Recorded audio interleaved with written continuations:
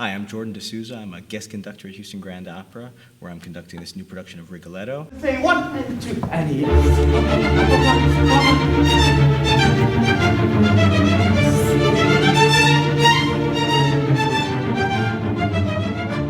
What's amazing about Rigoletto is, I think, even in Verdi's output, it's a really unique opera. He recognized it as his favorite of his operas, albeit before he'd written Otello and Falstaff. But the inspiration for Verdi, I think, again, remembering that this is a time when Italy wasn't even united, and the censors were out, and his hands were tied about so many things, he went and saw this play by Victor Hugo called Le Roi s'amuse. He was totally taken by it. He was somebody who appreciated literature. He recognized right away the kind of Shakespearean proportions of the piece, and I think that means the characters inspired him.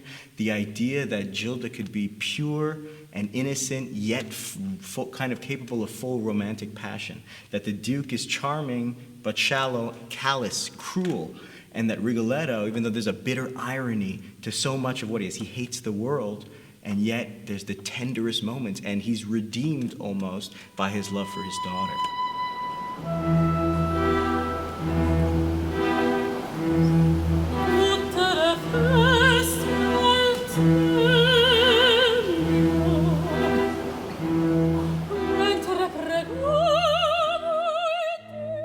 Already in this piece, the idea of forms start to really break open.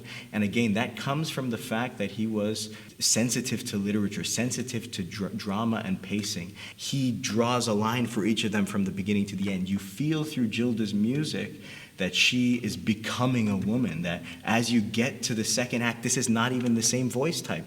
And the third act, she doesn't become frail at the face of death. She actually personifies death itself. So Verdi in that way was able to embody so many diverse characters in such a natural way from the beginning to the end.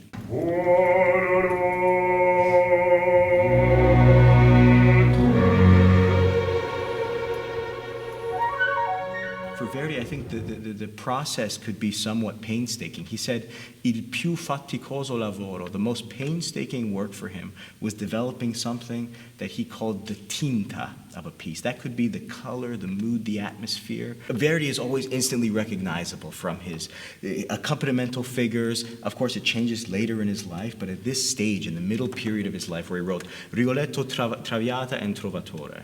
And these three pieces, though, are three really completely separate worlds unto themselves. And so this tinta you can see almost in the head motive of the piece.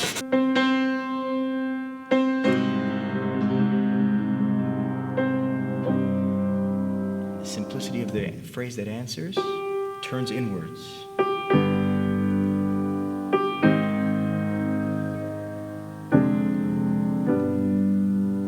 Have a repeated note gesture, which already from Baroque period, we understand, they would have called that music, in musical rhetoric, kind of repetitio, that actually has a emotional content, the idea of pounding out something. If you look to the first time the Duke sings an aria, the introduction goes, what is that? It's this. It's like Beethoven. There's something elemental about what this is. And then the accompaniment. Imagine I came home and said to my mother, hey, I wrote a new song. This is what it sounds like.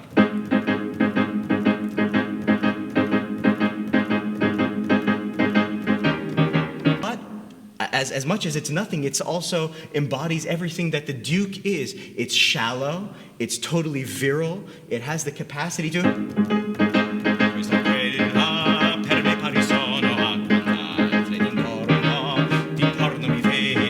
We really understand so much about him from the most simple means. And again, that repeated thing is embedded in there. We understand later in the first scene of the opera, when Monterone, who's a count in the court, arrives, and his daughter has been seduced, let's say, by the Duke just before the action of this opera proper begins. But Rigoletto has played a part in that as the court jester. He's ridiculed him. He's made a real fool out of Monterone.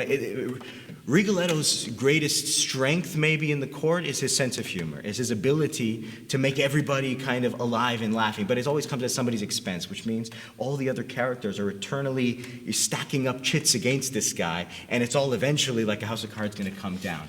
But we don't understand that at the beginning of the opera. What we see is this kind of light, jovial atmosphere that is then shattered by the Count Monterone who comes in, who is talking about the fact that his daughter has been, his honor and her honor have been defiled. And Rigoletto, instead of realizing that he's kind of looking in a mirror, what he does is instead kind of starts himself on a track of this self-fulfilling prophecy that within 2 acts his entire world is going to be destroyed. This is a guy who's tried to keep his personal and professional worlds completely separate. And he's done a pretty good job for the last 3 months, we understand.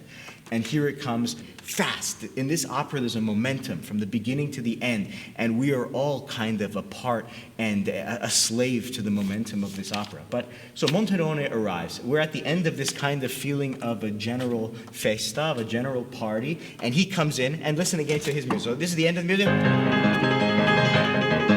he says, Io gli parlo.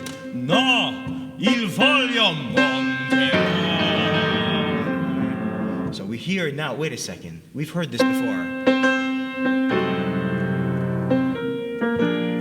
So this is now, we understand the kind of seed from which Verdi's whole concept of what the curse, the maledizione that follows Rigoletto through this whole opera, this is where it began. This is where his search for that tinta really began. I think the magic of Verdi is that we can see ourselves, or maybe even if it's not ourselves, we can understand the kind of complex emotional inner life of all of these characters. And he does it, again, in such a simple way. If you take the first time Rigoletto is singing the duet, there's 3 duets he sings with his daughter Gilda in the opera. And in the first act, she asks him to tell her more about her family. What's your name, father? And of course, he refuses to do that. And she says, okay, if not about you, tell me about my mother, who's died, we understand.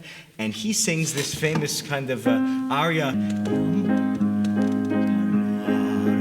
And when the shift comes, you feel it.